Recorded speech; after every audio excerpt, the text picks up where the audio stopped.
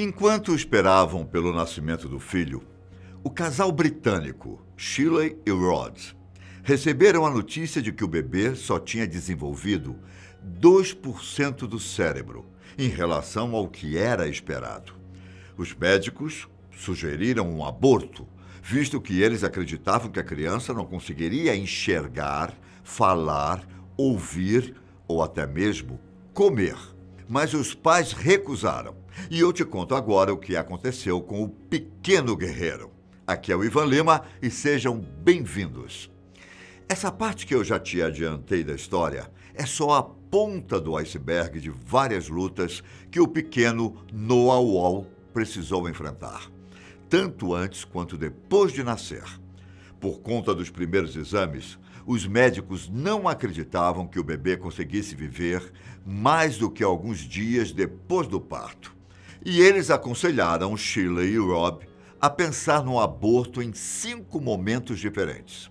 Só que eles não cederam à pressão e recusaram todas as vezes, dizendo que queriam dar uma chance para que o filho tivesse uma vida saudável. Os obstáculos começaram bem no início da gravidez, quando Noah foi diagnosticado com espinha bífida. Nada mais é do que algumas malformações congênitas que se desenvolvem durante a gestação. Ela pode ser uma falha no desenvolvimento da coluna vertebral ou mesmo uma formação parcial da medula espinhal. Essa espinha bífida costuma aparecer no final da coluna, já que ela é a última parte a se fechar durante o desenvolvimento do feto. Como consequência, uma espécie de saliência aparece nas costas da criança. No caso de Noah, essa má formação era considerada tão grande pelos médicos que eles imaginaram que não conseguiriam fechar a coluna. E se esse fosse o caso, era possível que ele tivesse paralisia nos membros inferiores. E ainda tinha a questão do cérebro. Por causa disso, os médicos acreditavam que Noah poderia até mesmo ficar paralisado do peito para baixo. Outros especialistas apontavam que também era possível que ele tivesse síndrome de Down, já que, por existir a chance de um aborto espontâneo, nenhum teste havia sido feito. Deu para perceber que não foi uma gestação fácil, não é? Mas Noah teve a sorte de ter Shirley e Rod como pais. Isso porque eles acreditaram que o grande diferencial na tomada de decisões foi o fato de serem mais velhos, mais maduros e por estarem seguros do que queriam. Como eles mesmos disseram em uma entrevista, talvez tivessem aceitado fazer o aborto se fossem mais jovens. Ainda assim, infelizmente, havia outro problema que Noah poderia ter. Havia a chance dele nascer com a síndrome de Edwards. Deixa que eu explico para você. Basicamente, ela é uma anormalidade cromossômica, em que a pessoa terá uma cópia extra do cromossoma 18, podendo ser completa, parcial ou aleatória. Existem várias possibilidades sobre como a síndrome vai afetar o bebê, mas podemos resumir em graves atrasos no desenvolvimento. Sabendo de todas essas questões, Shirley e Rod ainda tiveram que engolir a notícia de uma ordem de não reanimar o paciente, que normalmente é colocada pelos médicos para evitar tratamentos desnecessários ou invasivos. A ideia é que não deva ser feita uma reanimação cardiopulmonar se o paciente sofrer um ataque cardíaco. E tendo isso em mente, Shirley e Rod ainda tiveram que passar pelo processo de organizar um funeral para o filho, que nem tinha chegado. Foi de partir o coração receber cada uma dessas notícias. Mas o futuro reservava algumas surpresas para a família. A começar pelo nascimento. Noah veio ao mundo em março de 2012 e precisou passar por uma cirurgia dupla, logo depois do parto. Primeiro para fechar as suas costas, por causa da espinha bífida, e depois para drenar um fluido em sua cabeça, que poderia matá-lo conforme pressionava o cérebro. As operações foram um sucesso, mas o casal precisou enfrentar a dura realidade. Noah tinha apenas 2% do cérebro, como eu te falei anteriormente, e isso representava uma fina camada na parte da frente da cabeça dele. Os resultados dos exames mostraram que a causa dessa condição foi um cisto porencefálico que destruiu o tecido cerebral. As primeiras semanas foram de muita luta para o pequeno Noah. Sheila e Rod descreveram que os olhos dele eram como os de um bebê que nasceu sem a visão. Ele tentava focar para conseguir enxergar as coisas, mas era muito difícil por causa da grande pressão exercida nos olhos pelo acúmulo de fluido na cabeça. Mas Noah podia ver, o que foi considerado um milagre pelo casal. Um dos primeiros de muitos outros. Mas não é porque estou falando de milagres que quer dizer que foi fácil, hein? A família precisou fazer cerca de 5 viagens de emergência até o hospital, pois Noah acabou desenvolvendo uma infecção no fluido cerebral.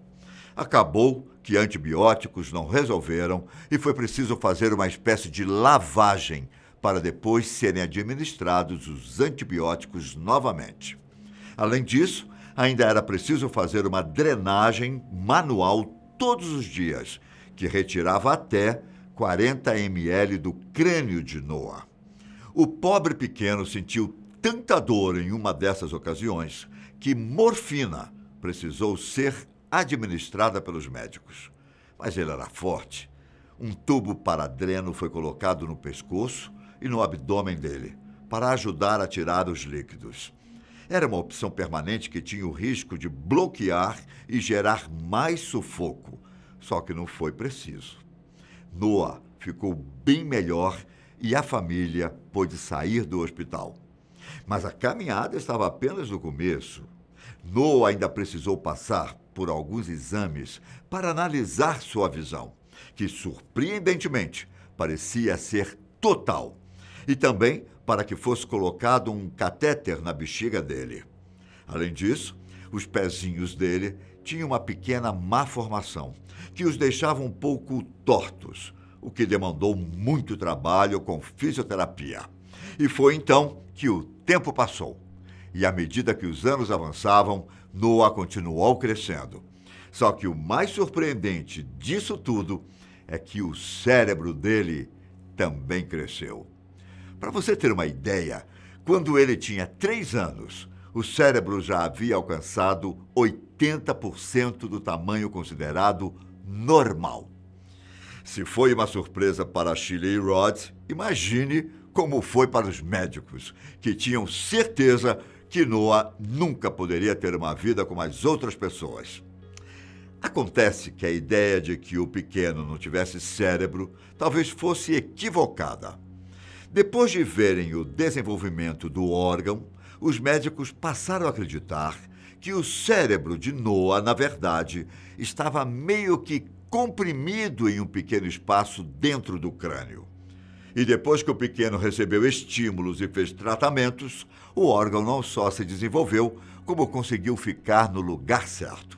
Além disso, o casal ainda procurou diversas terapias novas ao redor do mundo para ajudar o filho a conseguir andar em algum momento da vida.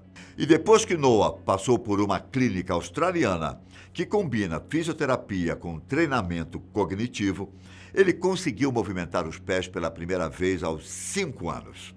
Ele ainda está em uma cadeira de rodas, mas a esperança da família é que, com o tempo, Noah consiga praticar alguns dos seus esportes favoritos.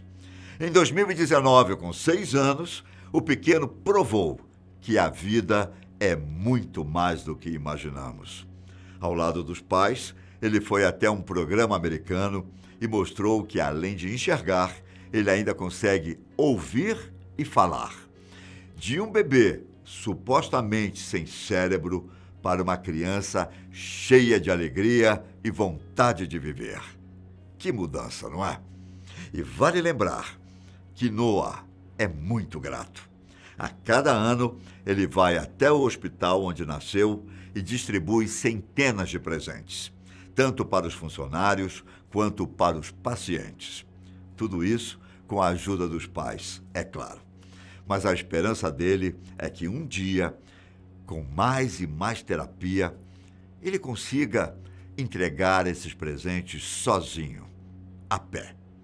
Uma criança com menos de 10 anos e esse tanto de superação na vida.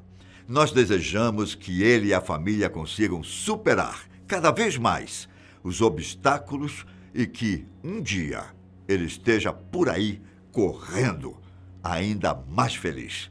Um forte abraço e até a próxima. Tchau!